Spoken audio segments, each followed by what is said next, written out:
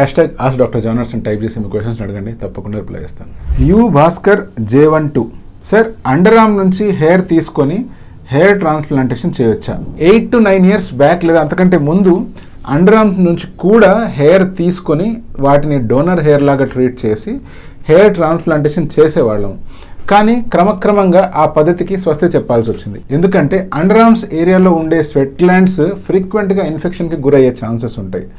అలాగే ఇన్ఫెక్షన్ కనుక under arm ఏరియాలో ఎక్కువగా ఫామ్ అయింది అంటే అది ప్రాపర్గా హీల్ కాకుండా ఫాలిక్యులైటిస్, దాని తర్వాత ఫరంకులోసిస్ లాగా మారిపోయే ఛాన్సెస్ ఉంటాయి.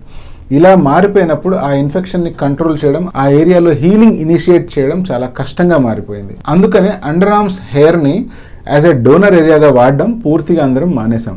బట్ స్టిల్ ఒక వ్యక్తికి గనక ఎక్కడ హెయిర్ అందుబాటులో లేదు, అండర్ ఆర్మ్స్ దగ్గర మాత్రమే ఉంది అంటే మాత్రం డెఫినెట్గా ఆ హెయిర్ని హెయిర్ ట్రాన్స్ప్లాంటేషన్ కోసం వాడుకోవచ్చు.